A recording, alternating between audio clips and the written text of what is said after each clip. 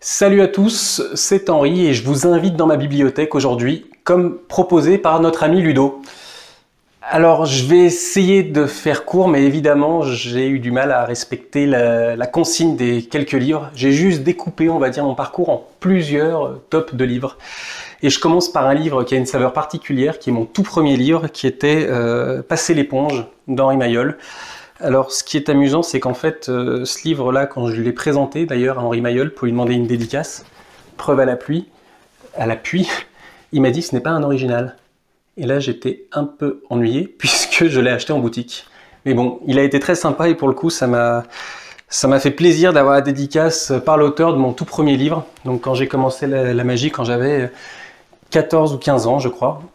Voilà. Ensuite, dans cette période-là, quelques livres ont coloré mes débuts, et notamment un livre d'Earl Nelson qui s'appelait L'Art du Close-Up. Donc l'Art du Close-Up, pour moi, c'est un bouquin que je potassais justement dans cette boutique régulièrement. Et c'était vraiment un vrai plaisir. J'avais découvert le Loaf in Circle, des routines de sandwich, des trucs super intéressants que j'ai vraiment beaucoup aimé. Donc je vous conseille fortement ce livre-là. S'en est suivi après avec la découverte, suite à un atelier de Durati, de Jardin Secret. Jardin Secret, pareil, avec de très belles routines dedans, et notamment la découverte d'un comptage que je connaissais pas, qui était le viseur concept. Très peu exploité en magie, à mon sens, et pourtant très, très utile. J'essaye de faire vite. Ensuite, il y a un bouquin qui a été traduit en français aux éditions CC Éditions, qui s'appelle Fleur de Coin, ou Fleur de Coin, je ne sais pas, qui était donc la traduction de Coin Magic. Ouvrage avec lequel j'ai commencé la magie et j'ai pu aussi progresser en anglais sur la magie des pièces. Superbe ouvrage, là où j'ai commencé à découvrir le Edge Grip, que j'ai redécouvert plus tard avec beaucoup de plaisir.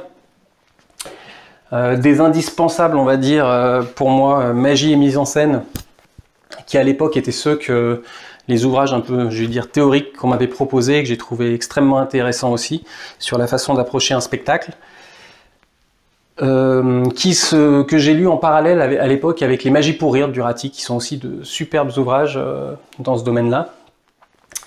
Après est arrivée une période où j'ai pris une grosse tarte aussi dans la tronche. C'était la découverte de cet ouvrage de Luc Germet, donc qui s'appelle 3510, qui a été traduit depuis dans divers recueils, notamment dans les anthologies de notre ami Marchand de Trucs. Là, quand j'ai découvert Touching on Oil là-dessus, absolument génial. J'avais déjà vu auparavant Luc Germet dans un DVD qui s'appelait Skullduggery, je crois, où il était encore tout jeune, les cheveux blonds. Et après, j'ai lu ce bouquin, je me suis dit, cet homme est d'une violence intellectuelle assez dingue. Donc, il y a un vrai plaisir à découvrir ça. Dans la foulée, à peu près à la même époque, j'ai découvert donc la version anglaise, puis après j'ai acheté la version française. Donc mon ami Calix en a parlé. C'est Designing Miracles, qui pour moi est un livre absolument génial. Alors je ne connais que peu la version française, donc je ne peux pas vous parler si la retranscription est parfaite ou non. J'imagine qu'elle est tout à fait fidèle. J'ai surtout écouté l'audiobook, comme le disait Calix, qui est disponible chez Vanishing Ink. Donc j'ai écouté et réécouté et réécouté. Et en fait, en découvrant ça, j'ai commencé à m'intéresser un peu plus à l'école espagnole, où là, en fait, finalement, ça vient de chez eux, quoi, finalement. Ascanio, il en parle dans Darwin Ortiz, mais Ascanio et Juan Tamariz, c'est toute cette école-là. Pipo Villanueva, qui est de la nouvelle génération, qui est un dingue absolu.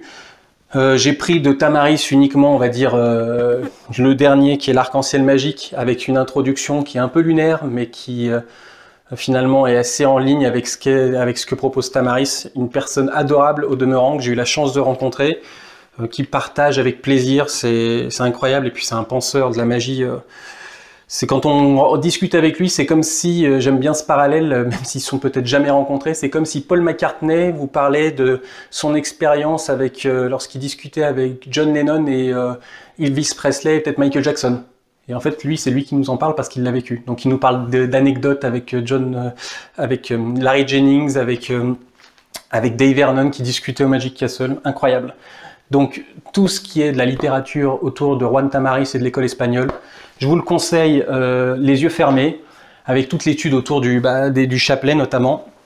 Ce qui m'a amené à m'intéresser dans un dernier temps, dans un second temps, à Woody Aragon, bouquin que j'ai découvert à la suite de son Penguin Live, où il avait fait un tour qui s'appelle Maverick, que je trouve absolument génial, qui utilise notamment le Penelope Principle. Si ça vous intéresse, je vous suggère de vous y pencher. Superbe ouvrage, avec des effets absolument géniaux, qui se prolonge avec un deuxième ouvrage qui s'appelle Memorandum. Donc ni l'un ni l'autre ne sont disponibles en français, mais je vous suggère de vous intéresser beaucoup à son travail. C'est super ce que fait notre ami Woody Aragon. Et après, j'ai fait, on va dire, sur le package de... Alors avant de passer sur l'année qui vient de s'écouler, autre génie que j'affectionne particulièrement, qui s'appelle Michael Murray. Donc, comme si je cherchais le nom de ce génie. Non, Michael Murray, avec A Piece of My Mind. Donc la version que vous pouvez peut-être trouver, c'est une version maintenant qui est plutôt sur fond gris. Celle-là, c'était une édition collector qui était sortie au tout départ. Tout ce que sort Michael Murray est absolument génial. Vous connaissez peut-être The Solution avec le Rubik's Cube. Vous connaissez peut-être d'autres effets qu'il a pu faire comme Trident. Là récemment, il a sorti Trojan Horse. Enfin d'ailleurs, c'est sorti aujourd'hui en précommande. Donc ça, absolument génial. Michael Murray, valeur sûre quoi qu'il sorte. En tout cas, à mon sens.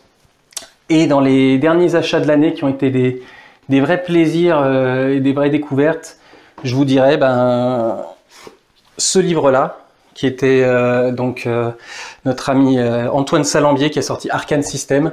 Quand je l'ai reçu, je l'avais acheté avant tout pour le plaisir de l'ouvrage et pour découvrir un peu ce qu'il y avait dedans. J'ai passé un super moment à la lecture de ce livre. Je me le suis déroulé en une journée. Vraiment superbe, hyper magnifiquement illustré par Benoît Dragé comme d'habitude. Superbe ouvrage, technique très intéressante et facile à mettre en œuvre. Et en dernier lieu, je vous partage un bouquin assez difficile à trouver si vous n'avez pas adhéré au site de cette personne, mais ça me permet de vous parler de lui, qui s'appelle Andy de The Jerks. Il a un blog et quand on est adhérent et qu'on soutient son site, on a le droit à un livre annuel. Là, en l'occurrence, c'est Thinking of You, qui était ou Toy, qui était celui de l'année dernière. Et pareil, The Jerks, c'est un génie, je trouve, de l'approche magique. Donc si vous avez l'occasion d'aller lire, si vous lisez l'anglais encore une fois, je vous conseille grandement d'aller voir ça, parce que d'aller voir son blog et de profiter de ses écrits. J'ai été un petit peu long, j'ai fait en sorte d'avoir un débit de parole suffisamment rapide pour pouvoir tout caler en moins de 8 minutes. J'espère que ça vous aura été utile, je vous souhaite une excellente journée et je vous dis à bientôt.